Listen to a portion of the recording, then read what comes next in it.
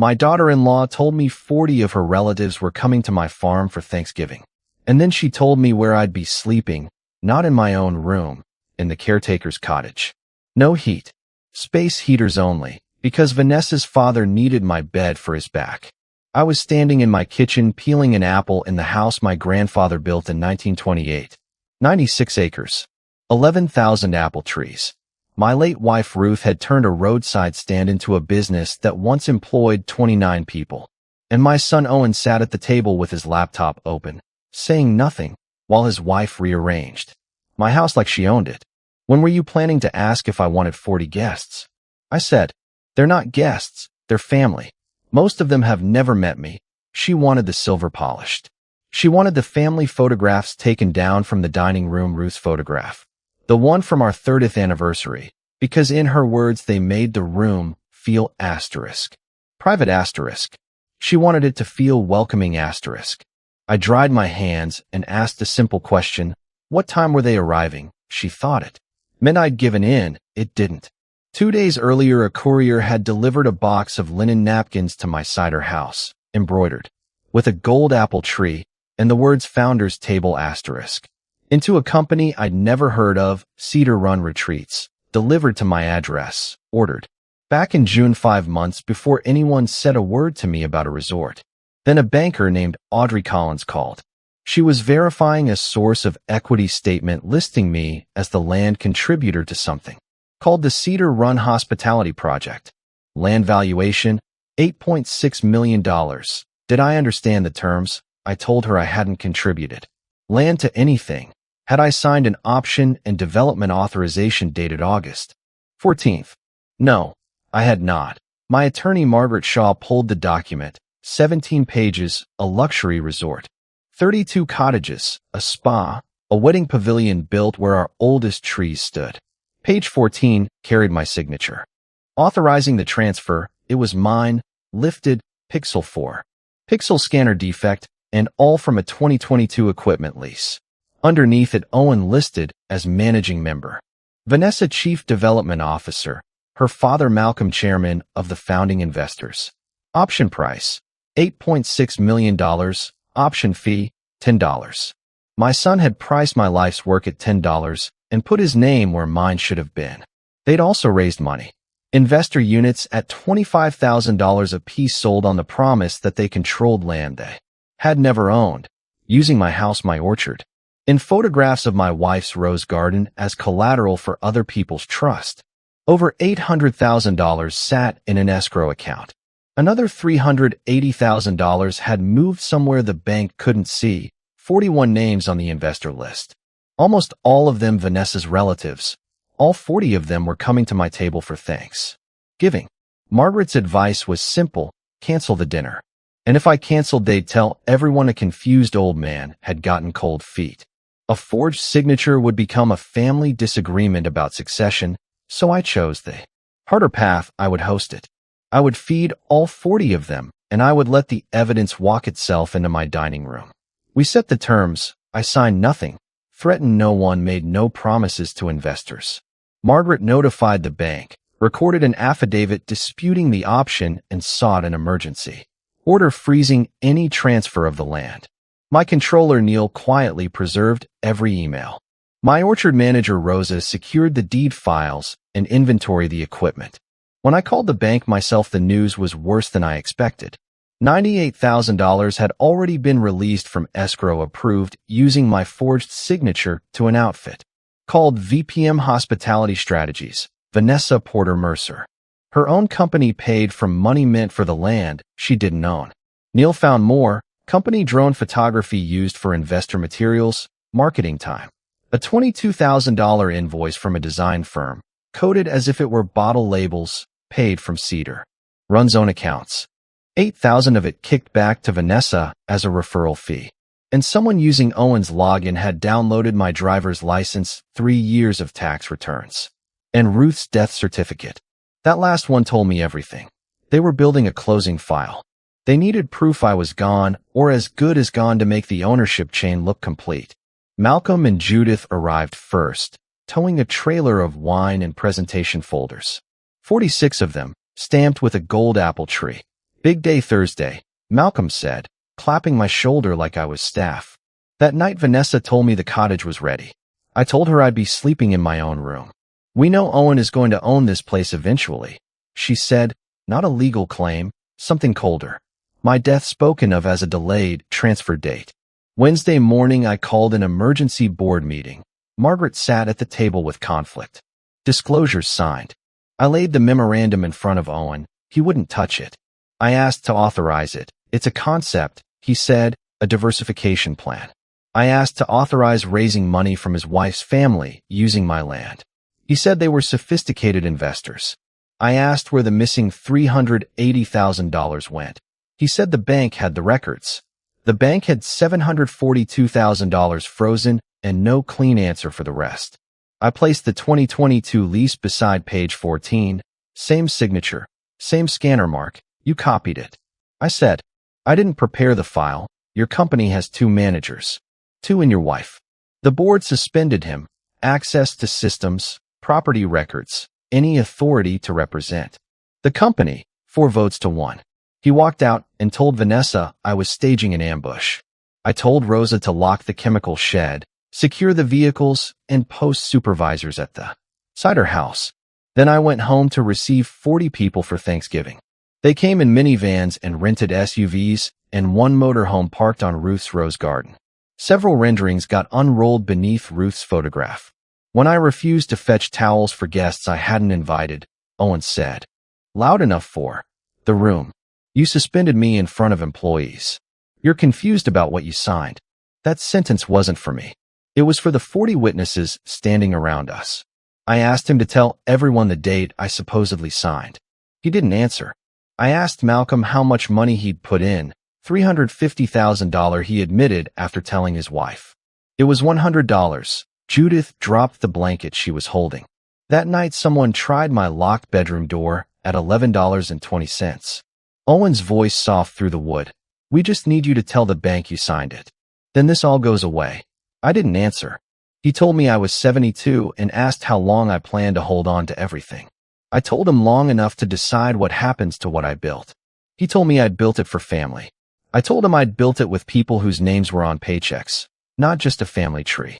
At 4:45 Thanksgiving morning, I found Vanessa in my kitchen wearing Ruth's apron, with a cooking schedule that put my name beside 11 tasks under the heading asterisk. Founder's Thanksgiving service. I took the apron back. She told me the money was protected. I told her $742,000 was frozen and $98,000 was gone and asked where the first $380,000 went. Startup costs, she said, my fee 9 months unpaid. Then Rosa called. A notary, Vanessa's cousin Tessa, had been summoned to the gate at 6 that morning with her stamp and her journal. Her seal already appeared on the option, certifying that I had personally appeared before her. On August 14th at 2:20 in the afternoon. At 2:20 that day, I had been 30 minutes away under a surgical drape having a procedure done. On my eye, Owen had driven me. Vanessa had picked me up. I went down to the gate myself. Tessa was crying before I even asked. She hadn't watched me sign anything. Vanessa had told her I'd signed at home, and it would be cruel to drag me out again after. Surgery. Tessa back dated the stamp 2 days after the fact. In exchange, she and her husband had been given a $5,000 credit toward a founder unit and had put in $20,000 more of their own money on top of it. That morning Vanessa had texted her, bring journal, Frank will sign after dinner, Dad. Says investors need a clean record before Monday. They hadn't invited Tessa to fix a mistake. They'd summoned her to manufacture one in a house full of 40 people who trusted the paperwork. By early afternoon, Owen tried to drive off with 2 bankers' boxes of company sales records. Rosa stopped him at the gate and reminded him the preservation notice was already in his inbox. He carried them back inside himself. At 2:45, 46 chairs filled my dining room and library. A navy folder sat at every place. Malcolm stood by a screen showing an aerial render of my orchard buried under white cottages and a glass pavilion over Ruth's roses. He raised his glass to our new $8.6 million resort. I didn't raise mine. Before anyone drinks to ownership, I said standing. How many of you invested because you were told Cedar Run Retreats controlled my farm? 31 hands went up. Keep them up if you spoke to me directly before investing. Every hand came down. I held up the equipment lease beside page 14 and asked the room to look at the small gray scanner mark above the RN Mercer. It was in both identical. The file was downloaded from our system in June using Owen's login, I said. Vanessa called it a family conversation. I asked who else had heard me approve anything. No one answered. That's when the doorbell rang. Margaret Shaw walked in with a forensic accountant and a process server and served Owen and Vanessa on the spot. A restraining order, a preservation notice, formal dispute of the land option. Vanessa said the money never left escrow. Owen closed the laptop, then reopened his mouth and said something worse than any of it. That I was 72 grieving, not entirely reliable, and this was a capacity issue, not fraud. He had rehearsed that line. Margaret answered it cold, a cognitive evaluation that September had found no impairment. And the notary's own signed statement said I had never appeared before her, that medical records placed me at the hospital at the exact hour she'd claimed to witness my signature. Tessa's own mother, sitting at that table, asked where her daughter was. At a motel with counsel, Margaret said, because Vanessa asked her this morning to backdate the record. The forensic accountant put the money trail on the screen, 1.22 million raised, 1.142,000 frozen, 161,000 unaccounted for 60,000 of it, a deposit on a Richmond condo, titled in Vanessa's name. Alone. Owen turned on his own wife in front of everyone. She turned right back. I stood at the head of my own table and said the only thing that felt honest. The food shouldn't go to waste, and no one was required to stay, but starting the next morning, Margaret and the accountant would meet every investor individually to go through the real numbers. Then I told Owen and Vanessa they had until Sunday at 5 to vacate the cottage. Vanessa asked where she was supposed to go. I told her the Richmond condo might be available. We ate. 90 minutes mostly silence, the quietest Thanksgiving that house had ever hosted. Later Owen walked with me between the bare rose beds and told me a York apple tree. And to the day he was born was scheduled for removal in February. Split trunk, no longer worth saving. You keep dying things because they have a story, he said. I told him the whole row was being replanted with better rootstock and that I'd have Rosa save him a piece of the wood. Then I told him the truth as plainly as I could. He would never manage this farm while I was alive, and he shouldn't build his future around inheriting it when I died. He told me then he guessed he wasn't my son anymore. I told him he didn't get to resign from that to dodge being my employee. The investigation ran 11 months. A receiver took over the retreat company's accounts. Investors eventually recovered 89 cents on every dollar, not whole, but not nothing. Malcolm sold his lake house to help cover the gap and quietly repaid relatives he'd personally promised were safe. Lisa surrendered her notary license and pleaded guilty to filing a false certificate. She testified against the very family that had asked her to do it. Buried in the company's servers, investigators found a June email from Owen. This scan is clean enough. Use only the signature page. If Dad sees the full option before founder commitments, he'll stop it. There was no more room for the story that he'd been swept along. By February, Owen and Vanessa were living apart.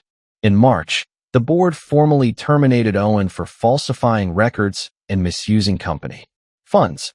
He kept his ownership shares, but any future payout would first have to satisfy what a court found he owed the company. I rewrote the succession plan so no single person could ever again hold this land hostage to one relationship, an independent trustee structure, a conservation easement on the working orchard, a path for employees to eventually own a real stake in the company. Not revenge, just a lock that couldn't be picked by a marriage. In the fall, Vanessa pleaded guilty to fraud and to running an unlawful securities offering. She admitted on the record to knowingly using my copied signature. Owen pleaded guilty to conspiracy and misuse of company property.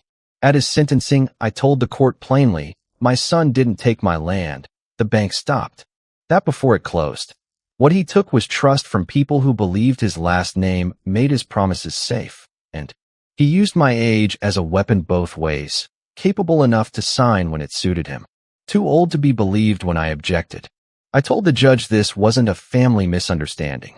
Families misunderstand who was supposed to bring the chairs, a copied signature and a false notary stamp or choices. Owen stood to speak. For the first time, he didn't blame the plan or his wife or me.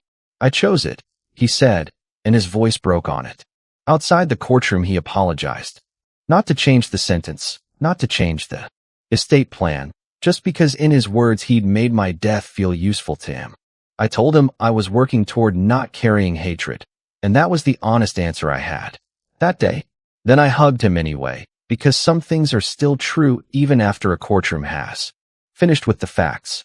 The following Thanksgiving, 18 people came instead of 40, no founder folders. No projector over Ruth's photograph.